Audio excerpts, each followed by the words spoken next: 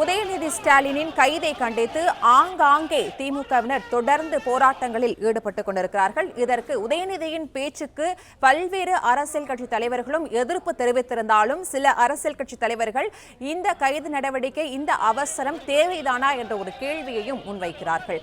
இருந்தபோதிலும் அரசியல் நாகரிகம் கருதி பேசியிருக்க வேண்டும் என்ற எதிர்ப்புகளும் தொடர்ந்து எழுந்த வண்ணம் இருக்கின்றன.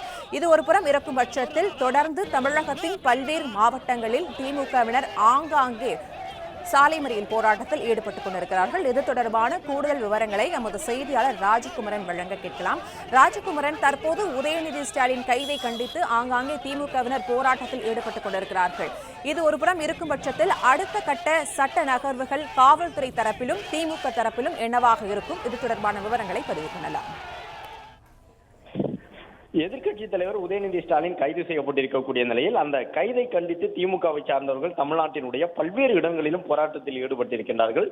திமுகவின் முக்கிய நிர்வாகிகளாக இருக்கக்கூடிய முன்னாள் அமைச்சர்கள் பலரும் தங்களுடைய ஆதரவாளர்களோடு மாவட்ட தலைநகரங்களிலே ஆர்ப்பாட்டத்தில் ஈடுபட்டிருக்கின்றார்கள். அது மட்டுமல்லாமல் தொடர்ச்சியாக அரசுக்கு எதிரான முழக்கங்களையும் எழுப்பி வருகின்றார்கள். பல இடங்களிலே காவல்துறையினர் குண்டுக்கட்டாக போராட்டக்காரர்களை அப்புறப்படுத்தக்கூடிய ஒரு சூழல் இருப்பதை பார்க்க முடிகின்றது. தஞ்சாவூர் உள்ளிட்ட தமிழ்நாட்டினுடைய பல்வேறு நகரங்களிலே ஒரு பதற்றமான சூழல் நிலவிக் கொண்டிருக்கின்றது. திமுகவினர் எந்த அளவு திரண்டு வருகின்றார்களோ அதே அளவுக்கு இந்த கைது நடவடிக்கைக்கு ஆதரவாக தமிழக வெற்றி கழகத்தை சார்ந்தவர்களும் ஒரு பக்கம் திரண்டு வந்து கொண்டிருக்கின்றார்கள். எனவே காவல்துறையினர் மாவட்ட வாரியாக ஒவ்வொரு மாவட்டத்திலும் காவல் கண்காணிப்பாளர்கள் அறிவுறுத்தல் அடிப்படையிலே தீவிரமாக பாதுகாப்பு நடவடிக்கைகளை பின்பற்றி கொண்டிருக்கின்றார்கள்.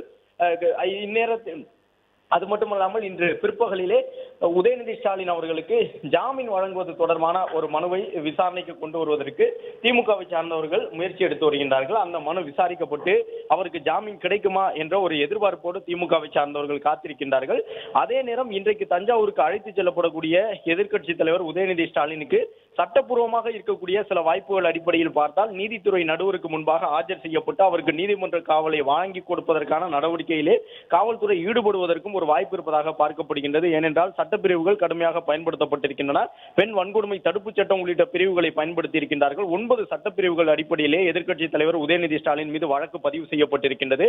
அவதூறாக பேசியிருக்கின்றார், ஆபாசமாக பேசியிருக்கின்றார், திட்டமிட்டு ஒருவரை அவமதித்து பேசியிருக்கின்றார் என்பதாகவெல்லாம் அவருக்கு எதிரான குற்றச்சாட்டுகள் ஆதாரத்துடன் தற்போது காவல்துறையில் தாக்கல் செய்யப்பட்டிருக்கக்கூடிய நிலையில் தான் காவல்துறையினர் என்ன மாதிரியான சட்ட நடவடிக்கை எடுக்கப் போகின்றார்கள் என்பது இன்னும் சற்று நேரத்தில் தெரிய வரும். ஏனென்றால் தஞ்சாவூரை நோக்கி தற்போது எதிர்க்கட்சி தலைவர் உதயநிதி ஸ்டாலின் அழைத்து செல்லப்பட்டுக் கொண்டிருக்கின்றார்.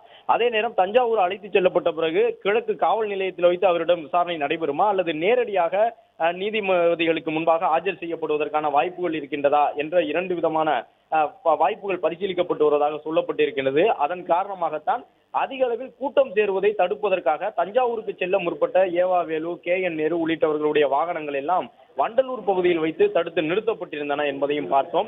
ஒரு சில முன்னாள் அமைச்சர்கள் மட்டும் அந்த வாகனத்திற்குள்ளாக உதயநிதியோடு அமர்ந்து பயணம் செய்து கொண்டிருக்கின்றார்கள். இப்பொழுது ஏராளமானவர்கள் சென்னைக்கு உள்ளாக போராட்டத்தில் ஈடுபட்டார்கள். அவர்கள் அனைவரும் கைது செய்யப்பட்டிருக்கின்றார்கள். மாவட்ட தலைநகரங்களில் போராட்டத்தில் ஈடுபட்டவர்களும் கைது செய்யப்பட்டிருக்கின்றார்கள். திமுகவை பொறுத்தவரை திட்டமிட்டு இந்த காவிரி விவகாரத்தை மடைமாற்றுவதற்கான ஒரு முயற்சியாக எதிர்க்கட்சி தலைவருடைய கைது சம்பவம் அமைந்திருக்கின்றது. சட்டப்பேரவைக்குள் அமர்ந்து எதிர்க்கட்சி தலைவர் கேள்வி கேட்டால் இந்த அரசால் அதற்கான பதிலை வழங்க முடியாது என்ற அடிப்படையிலே நாளை சட்டப்பேரவை கூட உள்ள நிலையில் அவசர கதியில் எதிர்க்கட்சி தலைவரை கைது செய்து விட்டார்கள் என்பது அவர்களுடைய குற்றச்சாட்டாக இருக்கின்றது. அதே நேரம் காவல்துறையினரை பொறுத்தவரை எங்களுக்கு பல இடங்களில் இருந்தும் புகார்கள் வந்திருக்கின்றன. பல்வேறு தரப்பு சார்ந்தவர்களும் புகார் அளித்திருக்கின்றார்கள். ஆபாசமாக பேசியதாக வீடியோ ஆதாரங்களுடன் புகைப்படங்கள், வீடியோ ஆதாரங்களுடன் வழக்குகள் தாக்கல் செய்யப்பட்டிருக்கின்றன. எனவே பெண் வன்கொடுமை தடுப்பு சட்டம் உள்ளிட்ட பிரிவுகள் எல்லாம் பயன்படுத்தப்படும் பொழுது ஏற்கனவே நீதிமன்றம் வழங்கி இருக்கக்கூடிய வழிகாட்டுதலை பின்பற்றி தான் ஆக வேண்டும். அந்த அடிப்படையில் தான் பெண் வன்கொடுமை தடுப்பு சட்டம், ஆபாசமாக பேசுதல், பெண்களுக்கு எதிராக திட்டமிட்டு அவதூறு பரப்புதல் ஒரு பெண்ணுக்கு எதிராக என்பது உள்ளிட்ட அந்த குற்றச்சாட்டுகள் அடிப்படையிலே இந்த நடவடிக்கை எடுக்கப்பட்டிருக்கின்றது என்று தஞ்சை காவலர்கள் சொல்லி இருந்தார்கள். இப்பொழுது காவல்துறை வாகனத்திலே உதயநிதி ஸ்டாலின் எதிர்க்கட்சி தலைவர் அவர்கள் அழைத்து செல்லப்பட்டுக் கொண்டிருக்கின்றார். ஜனநாயகத்தை இழிவுபடுத்தக்கூடிய ஒரு செயல் இந்த கைது நடவடிக்கை என்பதாக திமுகவினர் தங்களுடைய குற்றச்சாட்டுகளை சொல்லி வந்தாலும் கூட அரசு தரப்பிலே இந்த கைது சம்பவம் மேற்கொள்ளப்பட்டு விரைவில் உதயநிதி ஸ்டாலின் அவர்களிடம் ஒரு விசாரணையும் இடம்பெற இருக்கின்றது. இன்று காலையே தஞ்சாவூரில் இருந்து வந்த காவல்துறையினர் சென்னை பெருநகர காவல் ஆணையர் உள்ளிட்டவர்களோடு உதயநிதி ஸ்டாலினுடைய வீட்டுக்கு உள்ளாக சென்று அவரிடம் இந்த புகார் மனு தொடர்பான விவரங்களை எல்லாம் காட்டி தங்களுடைய கருத்துக்களை எல்லாம் சொல்லியிருந்தார்கள். அதாவது விசாரணைக்கு ஒத்துழைக்க வேண்டும் என்று சொல்லியிருந்தார்கள். அப்பொழுது முதலே தொடர்ந்து திமுகவை சார்ந்தவர்கள் கடுமையான போராட்டத்தில் ஈடுபட்டிருந்தார்கள். நீலாங்கரை வீட்டில் எதிர்க்கட்சி தலைவருடைய அந்த கைது சம்பவத்திற்கு முன்பாகவே அவருடைய வீட்டை சுற்றிலும் திமுகவினர் நின்று கொண்டு தொடர்ந்து காவல்துறைக்கு எதிராக முழக்கம் எழுப்பியிருந்தார்கள். போலீஸ் அராஜகம் ஒழிக என்பதாக முழக்கம் எழுப்பியிருந்தார்கள்.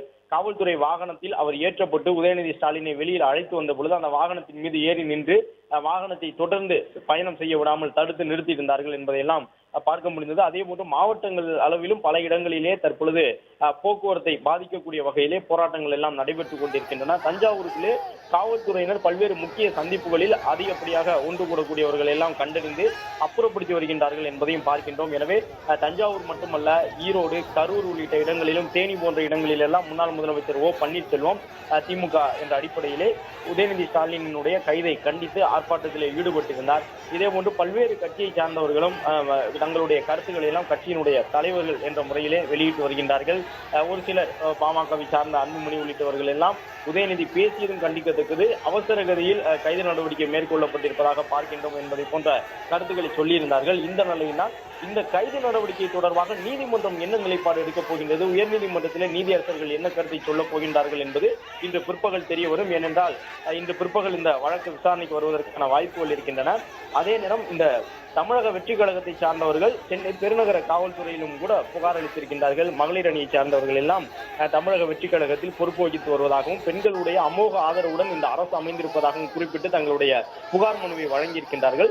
தாவேக அரசு பெண்களின் பாதுகாப்பை, கண்ணியத்தை காப்பதற்கு பல்வேறு நடவடிக்கைகளை எடுத்து வருகின்றது. இதனால் தமிழ்நாட்டில் பெண்கள் பாதுகாப்பு என்பது அதிகரித்திருக்கின்றது என்பதாக தங்களுடைய புகார் மனுவில் குறிப்பிட்டிருக்கக்கூடிய தமிழக வெற்றி கழகத்தை சார்ந்த மகளிர் அணியினர் நேற்றைய தினம் 11 மணி அளவிலிருந்து 12:30 மணிக்கு உள்ளாக தஞ்சாவூர் பனகல் கட்டடம் அருகிலே எதிர்க்கட்சி தலைவராக இருக்கக்கூடியவர் பேசிய பேச்சு என்பது ஒரு அவதூறான கருத்தாக இருக்கின்றது. இதுவரை யாரும் பேசாத கீழ்த்தரமான அருவருக்கத்தக்க வகையிலே பேசப்பட்ட ஒரு கருத்து என்பதாக மகளிர் அணி பொறுப்பில் இருக்கக்கூடிய பலரும் புகார் மனு வழங்கியிருக்கின்றார்கள். சென்னை பெருநகர காவல்துறையிலும் கூட புகார் அளிக்கப்பட்டிருக்கின்றது.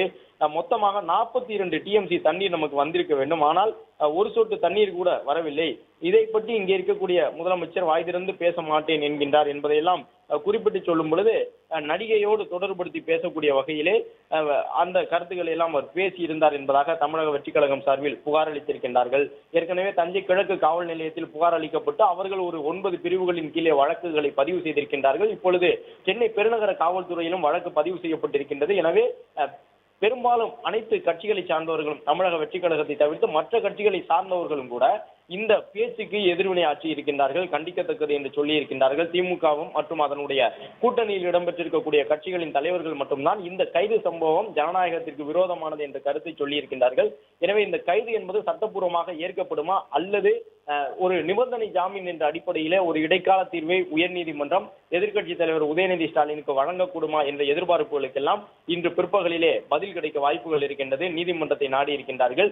ஏற்கனவே நீதிமன்றம் உடனடியாக கைது நடவடிக்கை மேற்கொள்ள வேண்டாம் என்று கூறியிருந்ததாக திமுகவை சார்ந்தவர்கள் சொல்லியிருந்தார்கள். ஆனாலும் அதற்கு உள்ளாக எதிர்க்கட்சி தலைவர் கைது செய்யப்பட்டு விட்டார் என்கின்ற தங்களுடைய கருத்துக்களை எல்லாம் குற்றமாக சொல்லியிருந்தார்கள், குற்றச்சாட்டுகளாக. எனவே அவை அனைத்தும் நீதிமன்றத்தில் வாதங்கள் வைக்கப்படக்கூடிய சூழ்நிலையிலே ஏற்கப்படுமா என்பது இன்னும் சற்று நேரத்தில் தெரிய வரும். அது மட்டுமல்லாமல் மற்ற கட்சிகளை சார்ந்தவர்களும் இந்த விஷயத்தை முன்வைத்து தங்களுடைய கருத்துக்களை சொல்லி இருக்கின்றார்கள் என்பதையும் பார்த்து வருகின்றோம். பிளே ஸ்டோர் மற்றும் ஆப் ஸ்டோரில் இருந்து பாலிமர் செயலியை QR கோடு மூலம் பதிவிறக்கம் செய்யுங்கள். செய்திகளை உடனுக்குடன் பெறுங்கள்.